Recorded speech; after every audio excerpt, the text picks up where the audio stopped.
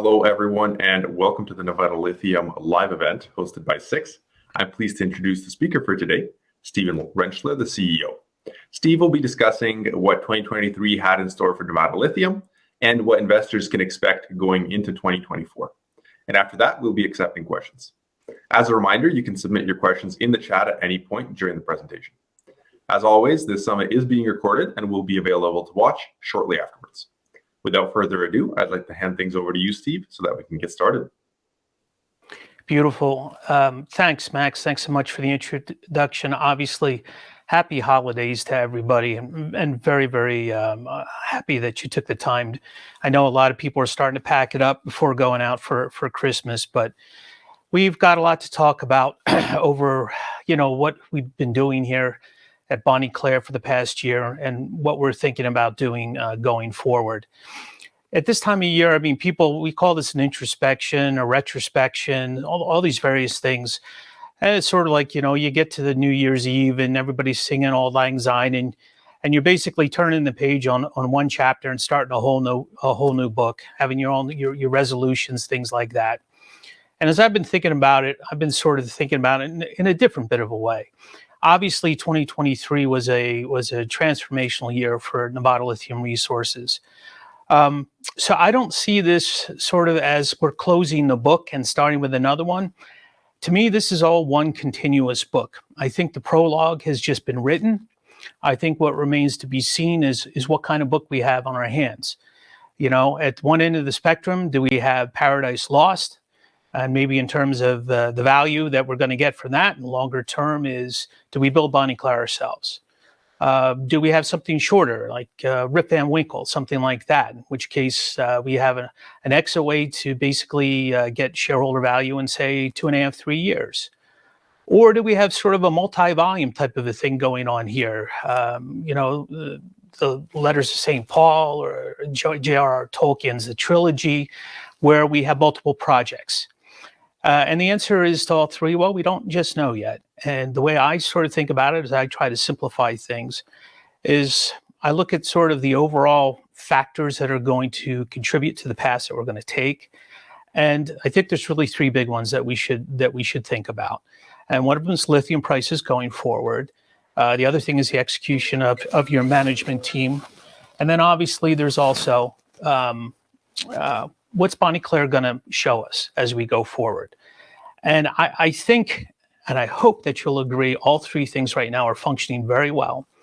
And it's going to be very interesting to see how this all unfolds. In any case, when you take our current market capitalization and you look against the potential value in any of these scenarios, it's just tremendous. And frankly, that's why, sorry about that, why we're doing this. So put that on. So first thing is, let me just start with the lithium overview. The reason it's important is because from my background, the lithium prices are certainly going to be higher than where they are now. I know everybody right now is very, very focused on what's going on with the Chinese and short-term supply demand, all of these sorts of things. I just don't really think about it like that. From my perspective, over watching sort of global commodities for the past 30 years, I understand that when you're trying to basically increase supply at a 15 or 20% annual growth rate for on the order of 6 or 7 years, which is essentially what's going to be needed to get to the minimum demand numbers that we're talking about, everything that I've seen, it just really, it's almost impossible. And what this will do is give us a tremendous uplift. If the lithium prices, sort of I don't know, just think of them as sort of hands underneath us, pushing upwards, as it will really for all projects, to help us get the greatest net present value out of this project going forward. Very recently, Robert Friedland was talking about sort of the incentive pricing for copper. And it was on the order, he was saying around $8. And just for reference sake, just say copper's around $4 right now. So essentially, you bring on new copper supplies. He's thinking that you need double what the current copper prices are. And I think of things in terms of analogies. Well, copper is essentially a mature, commodity industry. And here we are trying to basically build lithium from call it zero, but it's really 450,000 tons a year, say last year, up to 2.5 or 3 million tons by the end of the decade. So it gives you an idea, despite all sort of the squirrely stuff that's going on right now, about what the long-term lithium prices are going to be needed to bring in additional lithium like Bonnie Claire's. And the reason I bring this up is because we're sitting here with a PEA that was done 2 years ago at $13,400 lithium, or 32,000 tons a year lithium carbonate for 40 years. That PEA showed tremendous leverage to basically increasing lithium prices. You get up to $30,000 lithium carbonate equivalent prices, and you're talking about $6 billion type of project. And you can go back and look at the news release and see this. Now, of course, we know that we're already one of the biggest projects in the world right now. You know, we've been called either, I think, the third largest clay / unconventional deposit in the world, the second largest in North America, all these sorts of things over the last couple of years. We just had a tremendous report that came out about us, written independently from us. We didn't pay for any of this coverage, by RFK out of London, which basically said that we're out of their all their projects, and I think it was over 60 of them, that we were certainly the most attractive of all their high-profile lithium projects. And I think that was, yes, again, out of 60. So we're just starting to get the word out about the project, which is, of course, the big disconnect that we've all seen between the market capitalization that we have now and the value, whatever that may be going forward, as I sort of drew out over the different options. Now, I think the thing to start in terms of when we run down what we've done and where we're going, and we look at sort of the PEA and where it's leading towards the PFS, we should do that because that's really the core of this entire thing. And it encompasses all these different facets of the workflow that you've seen coming out in the news releases over the course of the past year. Now, if you're newer to natural resource investing, again, sort of the natural progression is that you go from a resource estimate and then you apply some more economics against it. You get a PEA, preliminary economic assessment. You take that to a preliminary feasibility study and then ultimately a bankable feasibility study. And it's just increasing, levels of de-risking all along. And de-risking is the key to this because it's until you're in the middle of this doing it, it's easy to think about this, I think, in sort of a non-concrete type of, a very abstract sort of a way.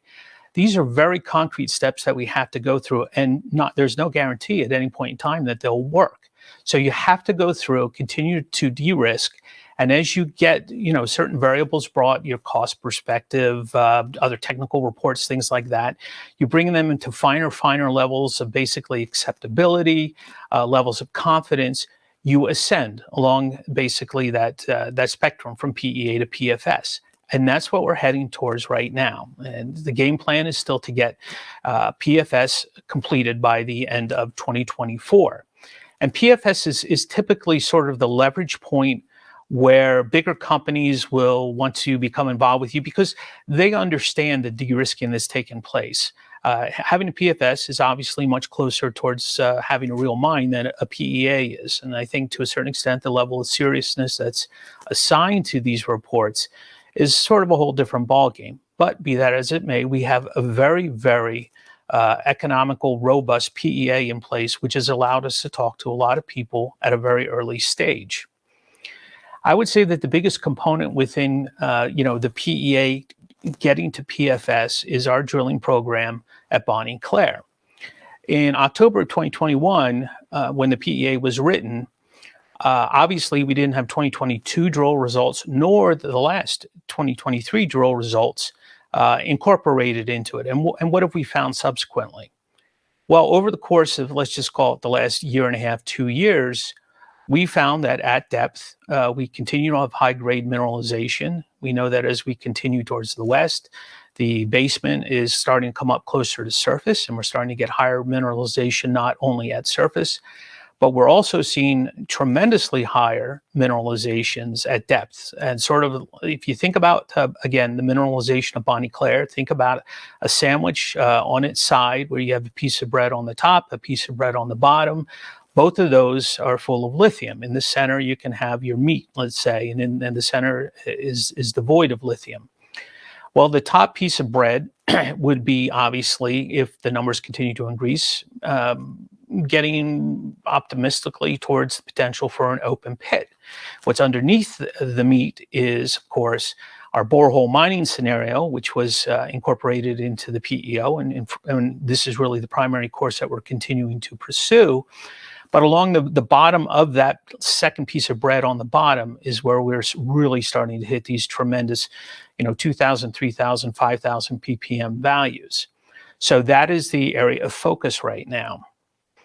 We have currently drilled 2 deep holes at Bonnie Claire, the first of which we released the assays a few weeks ago. Now, normally we drill these holes to 2,000 feet of depth. However, the first of the holes for 2023, we took down to the geological basement, which was somewhere around 2,900 feet, so almost 1,000 feet deeper, 50% deeper. But what we found on the way down there is that there was about another 400 or 500 feet of mineralization. That was this very, very high-grade mineralization. And in a way, it really wasn't a surprise to us because the previous holes that had been drilled to 2,000 feet had ended in mineralization, so there's no reason to think that essentially there would be an abrupt cessation of the mineralization going down, but it was the grades and also the thickness of the intercept, again, 400, 500 feet further, that was really, really very interesting.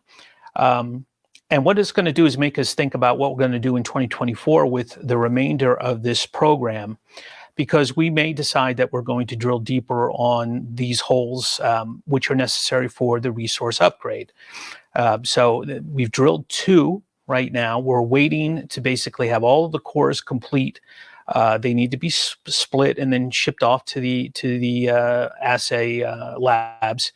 But remembering again that these are 22,000 or now 2,500 foot holes. So this is going to take some time. So we're waiting for the second hole right now. From what we've been told, it looks very, very similar. The mudstones look very similar in both the top and the bottom, which obviously gives us great hope that we're going to see similar grades. Really no reason that we wouldn't think to see that kind of thing. But we're not going to know for, I would say, at least a couple of months. Early spring, we'll make a decision how to progress with the remainder of the basically the resource infill drilling. So we're looking at another 8 holes. Again, the depth is to be determined. What I hope to do is come back in the early spring or late spring, depending upon the weather.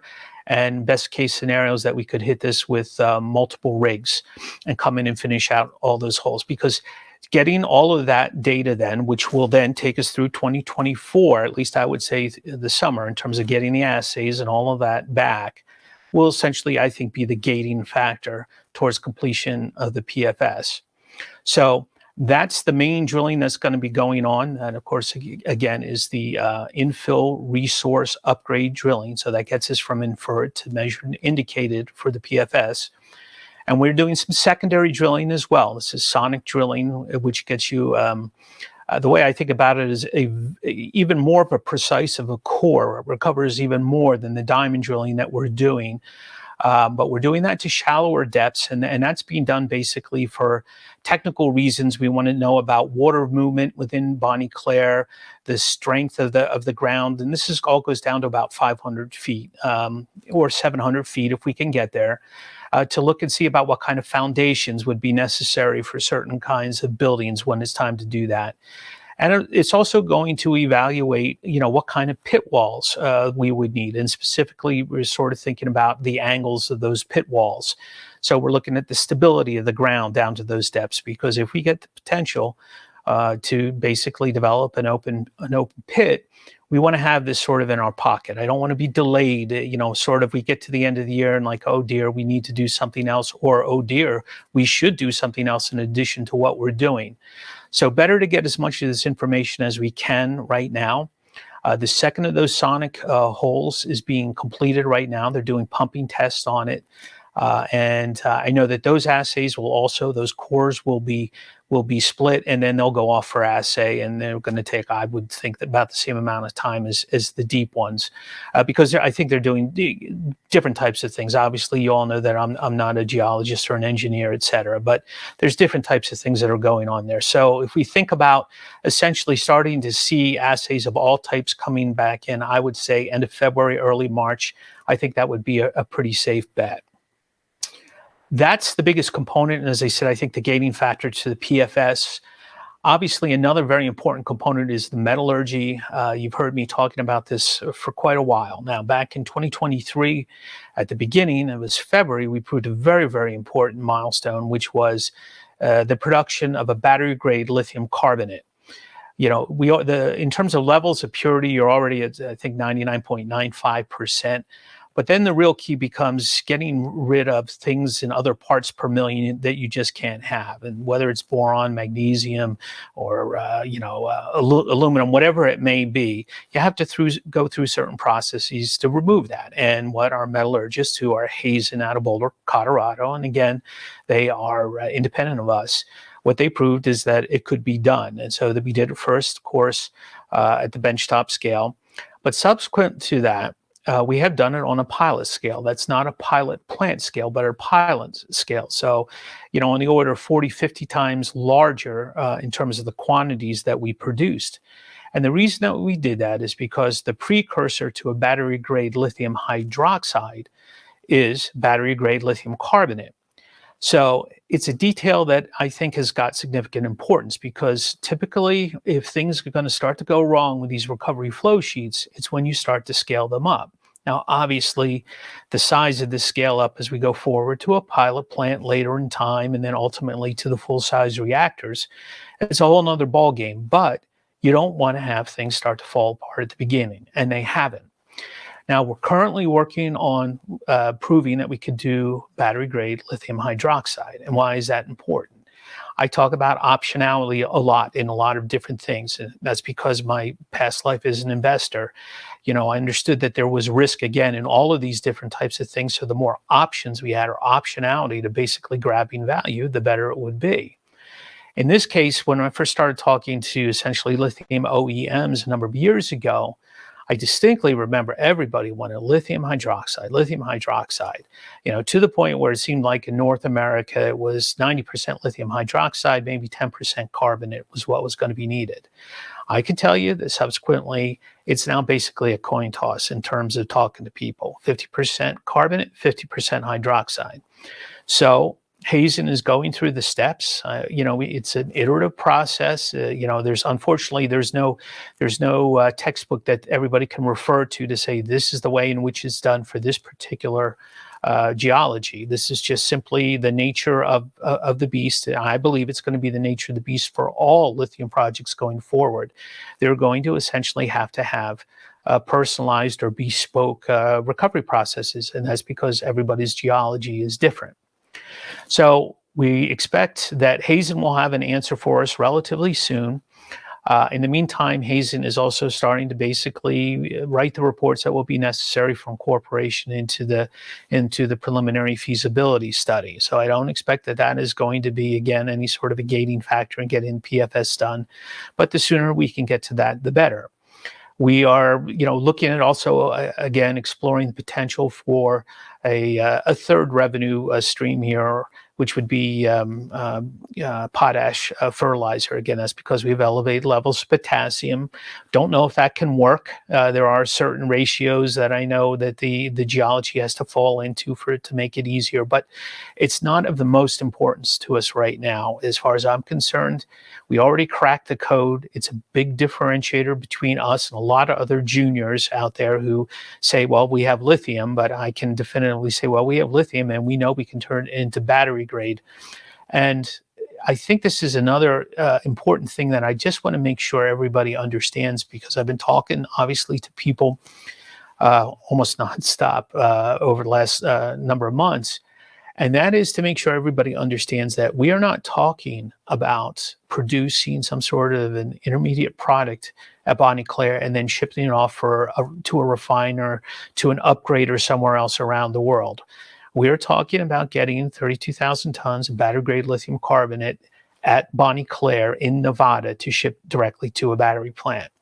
So that is, again, I think, a very big distinction. A lot of investors who've been involved with South American or Australian plays, that's differentiation that's maybe it's not immediately obvious to them.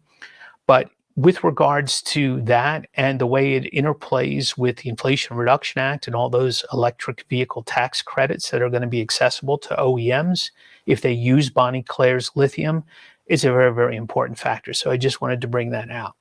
So that's where we are with metallurgy going forward. I'm hoping that we'll have the announcement sometime here relatively soon, early spring anyway, on the hydroxide. And then going forward, we'll see about potassium sulfate going into maybe the summertime, but at the very least, understand that the work is being done for PFS going forward. In terms of permitting, one of the big things that we got, I think it was late 2022, but which we were able to utilize all through 2023, was an expanded area of surface disturbance. So previously, and so now let's just say a year and a half to make sure I'm not speaking in error, we were working basically on the ability to disturb 10 acres of ground, and again, and an acre is 44,000 square feet. If you've been to Bonnie Claire, you understand, again, the magnitude of this. You can soak up 10 acres very easily just in roads. Well, now we're working basically in expanded permitting, which allows us something on the order of I think it was up to 200 different drilling sites. The point being, we have a tremendous amount of flexibility about where we can go and putting in roads and things like that. And what I'm expecting is that sometime in the middle of the year, we're going to be able to apply all of that potential for surface disturbance in different areas of Bonnie Claire. I'll get the nomenclature incorrect here, but essentially the way I think about it is we have the ability to make a mess in a certain area, which we are doing down towards the south, and we want to be able to do it in the north as well. And we're hoping to get that permission sometime, as I said, going into the summertime is the way I think about it. This, again, for people who are sort of new to the story, this is all U.S. federal land. Over 80% of Nevada is owned by the federal government anyway. So it's the Bureau of Land Management, which dictates what you can and what you can't do. And, the field office out of Tonopah has been responsive. We've got environmental consultants and permitting consultants who obviously are helping us through this. And it looks to me like everything is on track. So that will give us additional flexibility, and we'll make that announcement, as I said, sometime mid-year 2024. So that's another piece of news that will be coming out. I think probably one of the most important things now to talk about is our marketing efforts. And if you've been looking at our website sort of over the course of the past, say, 6 months and to what we had previously, at the very minimum, you'll understand that there's been a tremendous rebranding that's going on in Nevada Lithium. Ultimately, how do I see this sort of playing out? I think it's no secret. I'm one of the few U.S. CEOs around. This is a U.S. project. We would love to, at some point in time, have this on a U.S. NASDAQ or an NYSE listing. That's obviously farther down the road, but part of the branding of it is going to be instrumental, in my opinion, to our being able to maximize essentially our efforts in that area. We've been talking to a lot of people. Obviously, you've heard me talk over time.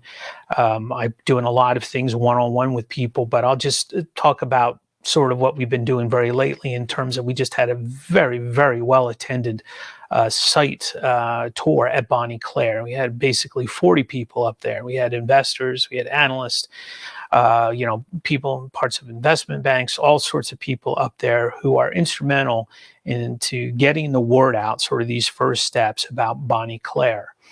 We're up essentially for 4 hours, let's just say, at Bonnie Claire. Again, it's a 2.5 hour drive by bus to get there from Vegas.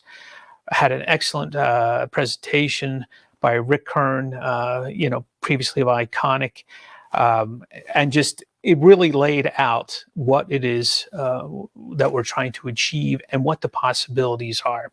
As I told many people, when you start driving up along Route 95, which again is an interstate highway in the U.S., And I can point to the left and say, okay, Bonnie Claire starts there. And we're still driving along at 65, 70 miles an hour. 5 or 6 minutes later, we finally get to the gate of the Bonnie Claire. It gives you an idea of the tremendous size.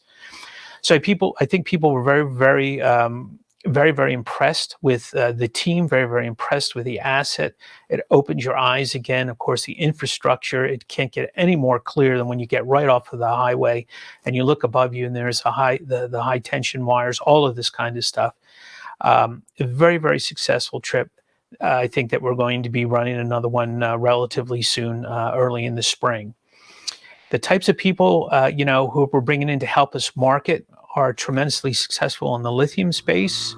They're very impressive individuals who've had a lot of success with the people that they know, bringing in other investors, the kinds of people that, can take strategic positions. Obviously, you saw during the course of the summer with Marcel Buckhorn coming in. These are the kind of people who know other people. And from my perspective, they're going to help us bridge the gap to when our market capitalization gets big enough for basically the funds to become involved. Going into the springtime, I'm going to be doing a lot of the different shows, PDAC, VRIC. I'll be out in Zurich later in March. I'll be up in Toronto. I'll be in New York, which is not far from where I'm speaking right now. The key to me is to get the market capitalization up basically another step to the point where even the smaller funds can then take a 0.5% position on it, maybe 1/4%. And it's really just about the math. If you think about a $100 million fund that can make a 1% investment, that's $1 million. That kind of thing can get a little hard at times to move a Bonnie Claire. At Nevada Lithium. So it's, when we start to get north of, I think, of $100 million Canadian, we're really going to start to get, I think, the interest of the funds. And that's sort of the game plan going forward. Just keep taking it up, have successful marketing to different types of people overseas, high net worth individuals, et cetera, and then start to essentially really go after the funds. I'm obviously laying the groundwork with, some that I know from the past. There's a lot of ESG funds out there. There's the battery metal funds, all of them, et cetera. It's just, in my opinion, making the math work, because obviously we have a great PEA as a first, swipe at the economics. We're in literally the best mining jurisdiction in the world, not only in the U.S., but in Nevada. And we're starting to execute, I think, on all cylinders. So the marketing, with regards to that, is going very well. You're going to see, I think, very visible signs of this. Clearly, we'll talk about it. And then the second part of the marketing, which I can't really talk about other than to say, is just bear with me, is that we continue to talk to OEMs, other lithium battery metal end users, et cetera. Because I'm pursuing offtake. I'm not making any bones about it. That would be the most accretive money that we could possibly raise. I think that you see some of the more forward thinking car companies out there doing certain things with early stage companies in other areas of the world that I think we clearly have beaten hands down. But as you could imagine, if you were at the other end of the table, you don't want to have people like me talking about negotiations or just the talks or the NDAs or anything like that. All I can tell you is that despite the ups and downs of lithium prices on a daily basis based upon whatever China is doing or the Federal Reserve and interest rates, whatever, car companies are very concerned about lithium supplies and how they're going to acquire them. And that obviously works in our favor. So bear with me with regards to that. It's the kind of thing that when I can tell you something, obviously I will tell you as soon as I possibly can. However, we are making progress. So that's really the update with regards to that. I think I've hit all the major areas, sort of looking back over 2023 and then looking forward. We are going to have a tremendous amount to talk about going forward. And I think at this point in time, Max, if you have any specific questions, why don't you start throwing them towards me? Yeah, of course. And thanks for that walkthrough there. So first of all, as an investor, what catalysts should they be excited for in early 2024, but also throughout the whole year? And you kind of answered that, but maybe elaborate a little bit on that. Yeah, well, I mean, the other thing I would say is there's difference between an investor and being a trader. I'm not saying that there's not a role for both, but the catalyst going forward are everything that we're doing toward in the progression towards the PFS. So again, we're going to have the drilling. We'll be restarting the drilling. Well, first of all, we're going to have the results from essentially 3 holes that we already have out, and they just simply take time. So think about that probably as the first of what's going to be happening. And again, in a couple of months, we're also going to be talking about the seismic survey. And, I probably forgot to talk about that in the context of the overall optionality of what's going on. We announced essentially a couple of months ago that we had initiated a 2D seismic survey. And this is something that's going to obviously be instrumental with regards to our looking again at the brine opportunity.